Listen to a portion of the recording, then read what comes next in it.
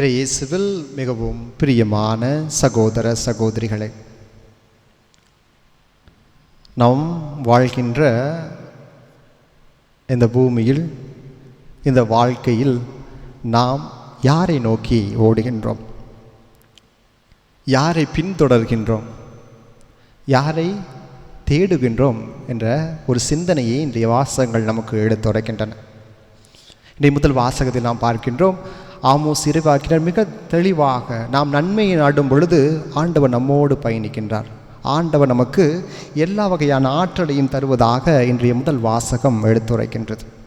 தீமையை வெறுத்து நன்மையை நாடுங்கள் என்ற ஒரு முக்கியமான ஒரு கோட்பாட்டினை இன்றைய முதல் வாசகம் எடுத்துரைக்கின்றது. நாம் நன்மையை நோக்கி செல்கின்றோமா அல்லது தீவனவற்றை நோக்கி செல்கின்றோமா? சிந்தித்து பார்ப்போம். இன்றைய வளர்ச்சி அடைந்த சமூகத்திலே நாம் நம்முடைய உள்ளம் எதை நோக்கி ஓடிக்கொண்டிருக்கின்றது? கடவுள் மிக தெளிவாக இந்த முதல் வாசகத்தில் பார்க்கிறோம், கடவுள் எல்லாவற்றையும் வெறுத்து ஒதுக்குகின்றார். கடவுள் நம்மிடம் கேட்பது இந்த தூய்மையான உள்ளத்தை. நாம் நன்மைத்தனத்தோடு, நல்ல ஒரு உள்ளத்தோடு, தூய்மையான உள்ளத்தோடு நம் கடவுளை நாடி செல்லும் பொழுது கடவுள் நம்மோடு பயணிக்கின்ற ஒரு தெய்வமாக இருக்கின்றார். நம்ம இன்றைக்கி என்னென்னமோ பண்ணுறோம், எல்லா புனிதருக்கும் நம்ம விழா எடுக்கின்றோம், தேர், அலங்காரம், வெடி, பட்டாசு, இப்படி நிறையா நிறையா நிறையா நிறையா நிறையா பண்ணுறோம். நம்முடைய வாழ்க்கையில் தேவையில்லாத செலவுகள். நாம் நினைக்கின்றோம் கடவுளுக்கு நாம் இவ்வாறு செய்யும் பொழுது கடவுள் நம்மை நிறைவாக ஆசீர்வதிப்பார் என்று. ஆனால் இன்றைய முதல் வாசகம் மிக தெள்ள தெளிவாக போட்டு இருக்கின்றது. மிக தெள்ள தெளிவாக ஆமோஸ் இறைவாக்கினர் உரைக்கின்றார், நாம் கடவுள் இவற்றையெல்லாம் நாடுவதில்லை, கடவுள் இவற்றை ஒரு பொருட்டாக கூட மதிப்பதில்லை. ஏனென்றால் கடவுள் நம்மளுடைய உள்ளத்தை பார்க்கின்ற தெய்வமாக, கடவுளாக, ஒரு நீதிக்கு சாட்சி பகிர்கின்ற ஒரு தெய்வமாக இருப்பதை இன்றைய முதல் வாசகம் தெள்ள தெளிவாக நமக்கு எடுத்துரைக்கின்றது. திருப்பாடல் 34 அதிகாரம் 34 வார்த்தை 10 நாம் வாசிக்கின்றோம், சிங்கக்குட்டிகள் பட்டினி கிடக்க நேரிட்டாலும் ஆண்டவரை தேடுவோருக்கு நன்மை குறையாது. ஆண்டவரை நாம் தேடி செல்ல வேண்டும். நன்மை ஆண்டவரிடம் மட்டுமே உள்ளது. நாம் எப்பொழுது ஆண்டவரை தேடி செல்கின்றோமோ அப்பொழுது அந்த நன்மைத்தனம் நம்மில் கொடுக்கப்படுகின்றது. நாம் யாரை நோக்கி ஓடுகின்றோம்? தேடுங்கள் கிடைக்கணும். நம்முடைய நற்செய்தியில் வாசிக்கிறோம், நம்முடைய விவலித்தில் நாம் வாசிக்கின்றோம், தேடுங்கள் கிடைக்கப்படும். நாம் ஆண்டவரை தேடும்போது ஆண்டவர் நமக்கு எதெல்லாம் தேவையோ அதையெல்லாம் அவர் நமக்கு கொடுக்கின்றார். ஆனால் நாம் பல நேரங்களில் யாரை நோக்கி ஓடுகின்றோம்? எவற்றை நோக்கி ஓடுகின்றோம்? நன்மையை நோக்கி செல்கின்றோமா அல்லது தீமையை நோக்கி செல்கின்றோமா? மேலும் திருப்பாடல் அதிகாரம் 27 இறை வார்த்தை 8 வாசிக்கின்றோம், ஆண்டவரை தேடுகிறவர்கள் அவருடைய முகத்தை காண்கிறார்கள். ஆண்டவரை நாம் தேடி சொல்லும் பொழுது ஆண்டவருடைய திருமுகத்தை நமக்கு காண்பிக்கின்றார். காரணம், நாம் நன்மை செய்யும் பொழுது ஆண்டவர் நம்மோடு இருக்கின்றார், நமக்கு தேவையான எல்லாவற்றையும் அவர் கொடுக்கின்றார் என்றைய கருத்தை இன்றைய முதல் வாசகம் மிக அழகாக குறிப்பிடுகின்றது. கடவுள் எதையும் ஏற்பதில்லை. நாம் எடுக்கின்ற விழாக்கள், நாம் எடுக்கின்ற செய்கின்ற எல்லா கடவுளை மகிமைப்படுத்துகின்றன என்று நாம் நினைப்பவை எல்லாம் கடவுளுடைய பார்வையில் அருவருப்பானவை.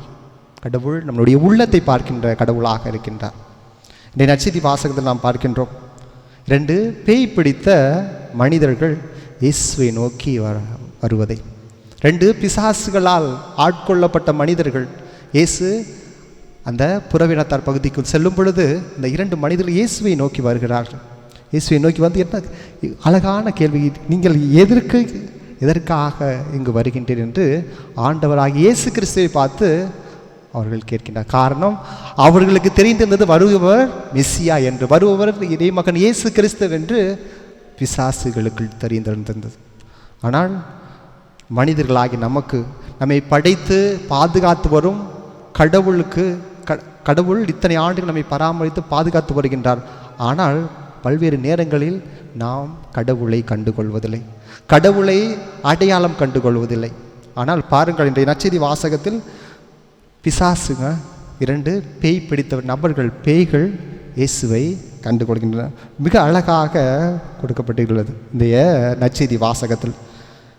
நம்முடைய வாழ்க்கையிலும் சார் இப்படித்தான் பல பிசாசுகள் நம்முடைய வாழ்க்கையை பாழாக்குவதற்காக வரும். I am with you, I will be there for you, I love you, நான் உன் கூட தான் இருப்பேன் இப்படின்னு பல பிசாசுகள் நம்முடைய வாழ்க்கையை பாழாக்குவதற்காக நம்முடைய வாழ்க்கையை நோக்கி வரும். ஆனால் நம்ம எல்லா பிசாசையும் அரவணைச்சு ஏற்றுக்கிற ஒரு நல்ல உள்ளம் படைத்தான். பிசாசுகளை அரவணைத்து காக்கின்ற நல்ல உள்ளங்களாக நாம் இருப்போமே தவிர கடவுளை ஏற்றுக்கொள்வதற்கு நம்முடைய மனம் தயங்குகிறது. இதுதான் 1 பேதுரு அதிகாரம் 5 இறை வார்த்தை 8 நாம் அழகாக வாசிப்போம். அறிவு தெளிவோடு விழிப்பாயிருங்கள், அறிவு தெளிவோடு விழிப்பாயிருங்கள். அழகையானவன் கட்சிக்கும் சிங்கத்தை போல யாரை விழுங்கலாம் என்று காத்திருக்கிறான். பாருங்கள், மிக அழகான வார்த்தைகள். நாம் எப்பொழுது நம்மை பாவத்தில் விழ செய்யலாம் என்று பிசாசானவன் காத்து கொண்டிருக்கின்றான். ஆனால் இன்றைய நட்சத்திரம் நாம் வாசிக்கின்றோம், பிசாசுங்க கடவுளை கண்டுகொள்கின்றன, கடவுளை அடையாளம் காண்கின்றன. ஆனால் நாம் நம்முடைய வாழ்க்கையில் கடவுளை அடையாளம் காண்கின்றோமா? கடவுளின் பின்னால் செல்கின்றோமா? நாம் யாரை தேடுகின்றோம்? சிந்தித்து பார்ப்போம். குறிப்பாக கடவுளை நாம் தேடுவதற்கு கிறிஸ்தவர்களாகி நமக்கு ஒரு 4 முக்கியமான பண்புகள் கொடுக்கப்பட்டுள்ளன. ஒரு 4 முக்கியமாக அந்த 4 பண்புகளை நாம் கடைபிடிக்கும் பொழுது, தவறாமல் கடைபிடிக்கும் பொழுது ஆண்டவர் நம்மோடு இருப்பார், நாம் நன்மை நிறைந்தவர்களாக இருப்போம் என்று இன்றைய வாசகங்கள் கூறுகின்றோம். குறிப்பாக பார்த்தோம் என்றால், முதலாவது ஒப்புரவு அருட்சாதனம். நாம் ஒப்புரவு அருட்சாதனம் செய்யும் பொழுது நாம் பாவ நிலையிலிருந்து கடவுளோடு நன்மை நிறைந்த மக்களாக வாழ அழைக்கப்படுகின்றோம். 2வது பார்த்தோம் என்றால் நற்கருணையில் பங்கெடுப்பது, திருப்பலியில் பங்கெடுப்பது, தொடர்ந்து இறைவனோடு பயணிப்பது. இப்படி இறைவனோடு பயணிக்கும் பொழுது பேய்களால் பிசாசுகளால் நம்மை நெருங்க முடியாது. 3வதாக பார்க்கும் பொழுது இறை வார்த்தையை வாசிப்பது, இறை வார்த்தையை தியானிப்பது. நாம் எப்பொழுது அந்த இறை வார்த்தையை வாசிக்கின்றோமோ, எப்பொழுது இறை வார்த்தையை நாம் உள்ளத்தில் தியானிக்க ஆரம்பிக்கின்றோமோ, அப்பொழுது நம்மிடம் உள்ள தீயவை அனைத்தும் எடுக்கப்படும். ஆண்டவரால் அந்த நன்மைத்தனம் நம்மில் உட்புகுத்தப்படும்.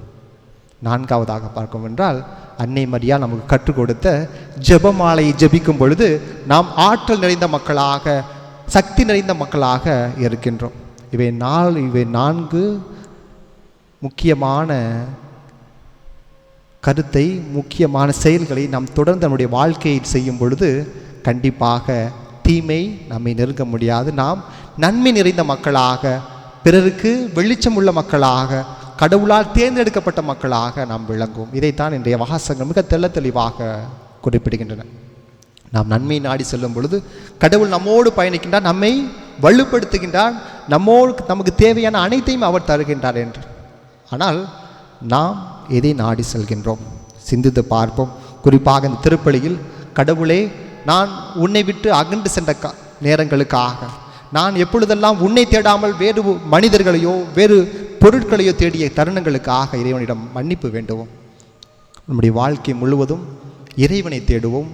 இறைவன் நமக்கு தேவையான அனைத்து நன்மைகளையும் தருவார். ஆமேன்.